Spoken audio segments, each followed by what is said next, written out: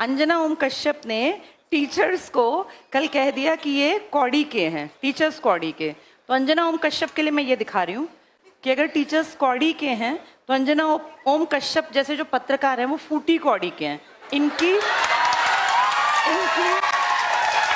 कोई रिस्पेक्ट नहीं है और सबसे छोटी इकाई थी कौड़ी। तो अंजना ओम कश्यप ने टीचर्स को कौड़ी का बनाया। कारण टीचर्स की बातें ज्यादा वायरल होती हैं बजाय न्यूज चैनल्स के। और क्या कहा उन्होंने कि टीचर्स वैसे ही आ जाते हैं, कुछ भी बोल देते हैं। तो बेटा मैं तुम्हें बता दूं, अगर कोई टीचर आके किसी सोशल मीडिया के प्लेटफॉर्म पे बोलता है, मैं एक टीचर हूं, मैं 100% श्योर हूं कोई टीचर बिना किसी भी जानकारी के एकदम आके नहीं बोलता। अगर मैं ये कौड़ी और फूटी कौड़ी लेकर आई हूं ना, तो मैंने देखा कि जब ये रैंकिंग की रिपोर्ट आई तब मीडिया ने क्या किया। मीडिया तो कहीं नहीं आया सामने। हमारे प्राइम टाइम की खबरें बन जाती हैं, झालमुड़ी में खुशबू कैसी है, कौन सा तेल है, 10 रुपए की है। और मैं देख रही थी अंजना ओम कश्यप के कारनामों में, तो उन्होंने बांग्लादेश के एक भैंसे की तुलना डोनाल्ड ट्रंप से की थी कि वो भैंसा, उस भैंसे को डोनाल्ड ट्रंप नाम दिया गया, इसलिए किसी ने उसको खरीद लिया ताकि उसको काटा ना जाए। क्या लेवल है हमारी पत्रकारिता का। और अंजना ओम कश्यप ना सबसे हाईली पेड इनमें आती हैं, जो ये होते हैं क्या बोलते हैं इनको, जर्नलिस्ट। कितनी बड़ी नेगेटिव एक खबर बनी थी जब व्लादिमीर पुतिन सामने बैठे थे और दो ये महिलाएं, हमारी सो कॉल्ड सबसे बड़ी पत्रकार, जो इनकी बॉडी लैंग्वेज थी, जिस तरीके से ये बैठी थी, बोलना नहीं चाहिए लेकिन वो बेहद नेगेटिव, उसको सुन लेना, देख लेना। ये कहा गया था कि कम से कम जब सामने इतने बड़े पद का आदमी बैठा हो, दुनिया में रशिया कितनी बड़ी कंट्री है और उसके सामने जब तुम बैठी हो, उसकी पोजीशन देखो बैठने की और अपना तरीका देखो। ये कोई नॉर्मल लीडर नहीं था कि मुंह उठा के उसके सामने बैठ गई हैं। जिनको बैठने तक की इतनी समझ नहीं है कि वर्ल्ड लेवल के लीडर के सामने बैठा कैसे जाता है, वो कंपेयर कर रही हैं कि टीचर्स की जो औकात है वो कौड़ी की है और टीचर्स कुछ भी बोल देते हैं। और कह रही हैं शिक्षक और टीचर में अंतर होता है। फिर कह रही हैं कि स्कूल कॉलेज में बच्चे नहीं जाते, वो कहते हैं कोचिंग की तरफ चलो। तो भाई तुम स्कूलों में जो कमियां हैं उन पे काम क्यों नहीं करवाते। सरकार तुम्हारी अगर सुनती है, क्या हम सब नहीं जानते स्कूलों में टीचर्स की भर्ती नहीं होती। कितने स्कूल्स हैं जो 10वीं के बाद साइंस स्ट्रीम पढ़ाते ही नहीं है। गाँव का कोई लड़का लड़की पढ़ना भी चाहे ना तो वहाँ स्ट्रीम ही नहीं है, उसके लिए शहर जाना पड़ेगा। इतना किराया कौन देगा। बेटियों की सेफ्टी सिक्योरिटी भी तो मैटर करती है। वो न्यूज कभी नहीं बनेगी। ये न्यूज बनेगी कि झालमुड़ी में सरसों के तेल की भीनी खुशबू आती है और मेलोडी कितनी चॉकलेटी है, 1983 में बननी स्टार्ट हुई। ये हमारा स्तर है बेटा। इसलिए अंजना ओम कश्यप जैसे लोगों को डिग्रेड होके उन्होंने देश का भी बंटाधार कर दिया। और मुझे ऐसा लगता है कि जब मेन मीडिया अपना काम छोड़ दे तब टीचर्स और स्टूडेंट्स, क्योंकि बेटा ताकत है टीचर्स और स्टूडेंट्स।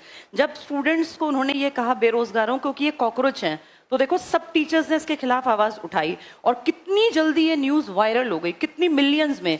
इतनी बातें इन मीडिया वालों की नहीं चलती जितनी अब स्टूडेंट्स अगर चाहें तो टीचर्स को। और तुम्हें क्या लगता है बच्चे पागल हैं। जैसे मीडिया सोचती है बच्चे पागल हैं, कोई पागल नहीं है बेटा।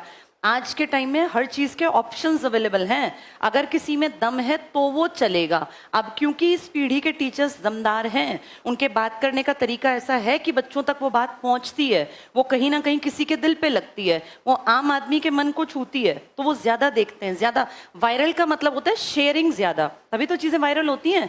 किसी को अगर वो बातें अच्छी लग रही हैं तो उनको ये बात बुरी लगने लग गई कि टीचर्स आजकल करते क्या है कि बस अपना पैसा छाप रहे हैं। और टीचर्स उनको वो अच्छे लगते थे जो टूटी साइकिल पे चलते थे। जब टीचर्स पैसा कमाने लग गए, हक की बात करने लग गए, बराबरी की बात करने लग गए, या बच्चों के मुद्दों को सीजेआई की गलती भी पकड़ने लग गए, तो टीचर्स खराब हो गए। तो ये हमें देखना पड़ेगा हमको, जो हम टीचर्स और स्टूडेंट्स हैं, कि अब जब राजनीति अपने सबसे खराब एक उस पर आ गई है ना कि भाई कुछ भी हो रहा है, किसी को फर्क ही नहीं पड़ रहा। पेपर लीक हुआ एक बार तो क्या संभल नहीं जाना चाहिए। बार बार गलती, बार बार गलती। 12वीं के उस बच्चे ने अपना पेपर रीचेकिंग के लिए भेजा तो उसमें गलती। यानी ना तो स्कूल में बच्चे सेफ रह गए, ना कॉलेजेस के एग्जाम्स में बच्चे सेफ फील करते। कॉम्पिटिटिव वर्ल्ड का तो बिल्कुल बंटाधार करा रखा है। नीट की हालत, बाकी एग्जाम्स की हालत। तो इस पूरे टाइम में अब ये भी कह रहे हैं कि अब एक ऑप्शन ये भी बता रहे हैं ना कि हमारी फौज जो है वो पेपर में, ये हालत है कि पेपर लीक करने से बचाने के लिए भारतीय फौज तैनात की जाएगी। जब इस खबर को विदेशी सुनेंगे तो हमारे ऊपर हंसेंगे वो कि हमारे देश में इतना भ्रष्टाचार है कि नीचे के लेवल के लोग तो उसको रोक ही नहीं पा रहे, और ना ही कोई यहाँ इस्तीफा देता, ना ही कोई जिम्मेदारी लेता। डेमोक्रेसी में एक चीज होती है कलेक्टिव रिस्पॉन्सिबिलिटी। मैंने तुम्हें कितनी बार पढ़ाया, सामूहिक उत्तर उत्तरदायित्व। यहाँ एक की गलती सबकी गलती मानी जानी चाहिए। और अगर किसी बड़े मंत्री के अंडर आने वाले डिपार्टमेंट्स में गड़बड़ हो रही है, चाहे वो शिक्षा मंत्री हो या रोजगार का डिपार्टमेंट देखते हो, उनकी जवाबदेही है, वो फेस करें कैमरास को और बताएं कि ऐसा क्यों हो रहा है। किसी एक आदमी का बयान नहीं आया नीट के ऊपर, किसी आदमी ने कुछ नहीं कहा, बस अपना कुछ भी मेन काम कहाँ कर रहे हैं, अपनी वीडियोस बनाने पर, फालतू की चीजों को प्रमोट करने पर। जबकि 2026 का सबसे बड़ा मुद्दा है महंगाई लगातार बढ़ना, पेट्रोल की कीमतें लगातार बढ़ रही हैं। पेट्रोल सिर्फ पेट्रोल नहीं है, हर चीज महंगी होगी जब पेट्रोल महंगा होगा। इंडिया के रुपए और अमेरिका के डॉलर में देखा है कितना बड़ा गैप आता जा रहा है। इस पे कोई बात नहीं कर रहा, बात फालतू की करेंगे। तो बेटा अब हम लोगों को ना जागरूक होना पड़ेगा और जहां जो जरूरत पड़े उस मुद्दे को बिल्कुल बिल्कुल बिल्कुल शेयर करना चाहिए, बात करनी चाहिए। पेपर अगर लीक होते हैं, किसी एमएलए, एमपी, सीएम, राज्यपाल को फर्क नहीं पड़ता। ये फर्क पड़ेगा सिर्फ और सिर्फ तुम जैसे स्टूडेंट्स को या हम जैसे टीचर्स को।